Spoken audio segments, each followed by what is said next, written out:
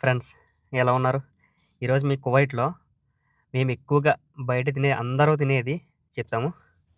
ఏంటంటే ఇది సమూన్ అంటారు. ముషక్కల్ సమూన్ అంటారు.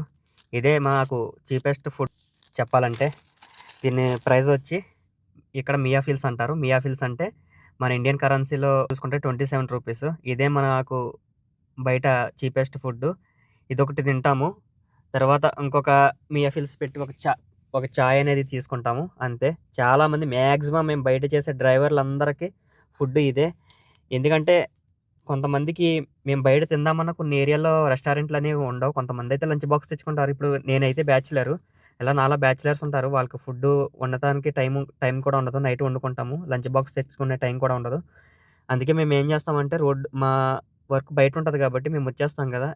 ఇక్కడ ఎక్కువగా మలయాళం రెస్టారెంట్లుంటాయి. మలయాళం రెస్టారెంట్లు చూసారు కదా! ఎలా ఉంటాయి చూడ్డానికి. చెప్పేదేంటంటే కువైట్‌లో అందరి పరిస్థితులు ఒకలాగుండవు. కొంతమంది చెప్తున్నారు కదా! వీడియోలో చెప్పినట్టుగానే మటన్ మజ్బూసులు, చికెన్ బిర్యానీలు అయితే ఉండవు. మాక్సిమం చాలామంది అనకూడదు గానీ, తిండికి చాలా ఇబ్బంది పడుతుంటాం. మేము బయటకొచ్చేస్తాం. మార్నింగ్ డ్యూటీకొచ్చేయాలి. మార్నింగ్ డ్యూటీ వచ్చేయాలి. నైట్ ఎప్పుడో ఎళ్ళాల్సుంటది.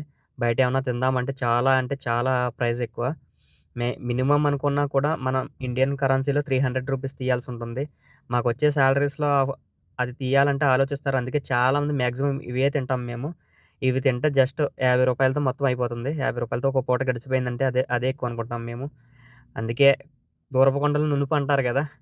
కువైట్ అంటే స్ కువైట్ అన్నా, గల్ఫ్ కంట్రీస్ అన్నా ఎంతో ఎంతో సరదాగా పరిగెట్టుకొచ్చేద్దామని అనుకుంటారు. కాకపోతే ఇలాంటివి కూడా ఉంటాయి. కొంచెం ఆలోచించుకోండి. కొత్తగా వచ్చేవాళ్ళు ఎవరన్నా ఉంటే.